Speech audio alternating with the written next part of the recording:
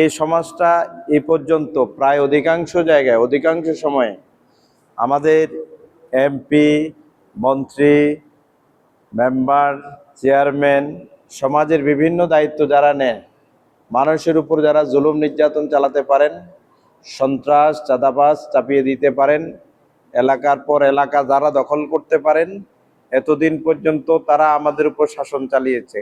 কথা ঠিক আছে না?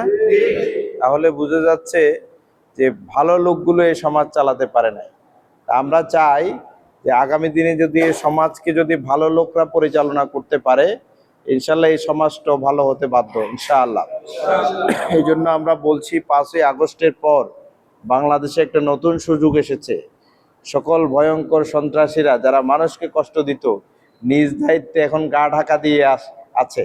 তারা এত বেশি মানুষকে কষ্ট দিয়েছে, তাদের এমন দুঃসাহস নাই যে এখন মানুষের সামনে এসে আবার আগের মতো সন্ত্রাসী চাঁদাবাজি করবে, এরকম তাদের সাহস নাই।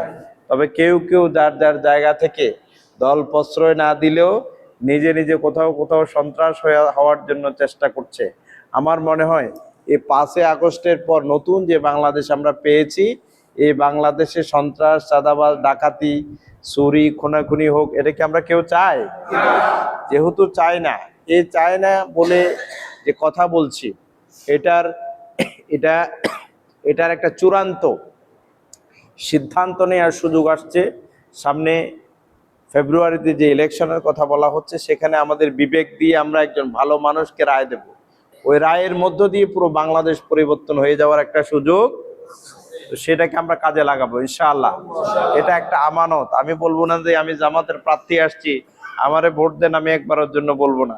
তবে বাংলাদেশ যেটার মাধ্যমে পরিবর্তন হবে, যেই পরিবর্তন ইসলামের পক্ষে যাবে, সংসদে নারায়ে তাকবীর আল্লাহু আকবারের স্লোগান উচ্চারিত হবে, সেখানে মানুষের অধিকার প্রতিষ্ঠার জন্য সেখানে আলোচনা হবে, সে ধরনের একটা সংসদ সদস্য বা সংসদে মানুষ পাঠানোর জন্য আমাদের কি করা যায় সেই সিদ্ধান্ত আমাদের গ্রহণ করতে হবে ইনশাআল্লাহ। আজকে এখানে যতটুকু এরিয়া ঘুরেছি, দেখেছি মানুষের, বিশেষ করে রাস্তাঘাটের কষ্টের কোনো শেষ নাই, তাই না? অথচ এই ফতুল্লা শত বছরের ফতুল্লা, তাই না? শত বছরের এনায়েতনগর, কিন্তু এখানে দেখা যাচ্ছে মানুষ হাঁটার কোনো অবস্থা নাই। একটু পানি হলে বছরের মধ্যে প্রায় 4-5 মাস আমরা পানির মধ্যে থাকি। এই 2-3টা ইউনিয়নের মধ্যে প্রায় 8.5 লক্ষ মানুষ পানি মানে জলাবদ্ধতা আছে না? এই জায়গায় যদি আমাদের নেতারা যদি এমন হইতো, রাষ্ট্র থেকে যে এটা বরাদ্দ হইতো, এই বরাদ্দটা যদি ঠিকঠাক ভাবে ওখানে পড়তো, তাহলে এই রাস্তাঘাটে এই অবস্থা হওয়ার কথা নাই।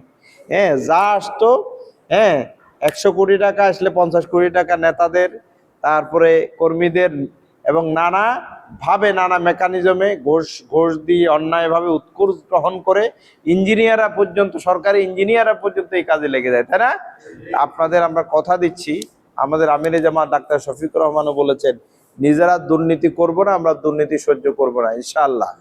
নিজেরা সন্ত্রাসী করব না, মানুষকে কষ্ট দেব না, কাউকে আমরা কষ্ট দিতে দেব না ইনশাআল্লাহ। এই বাংলাদেশে যদি ইসলামের পক্ষের শক্তি যদি বিজয় হয়, তাহলে ধর্ম, বর্ণ, লিঙ্গ নির্বিশেষে সবাই ভালো থাকতে পারবে ইনশাআল্লাহ।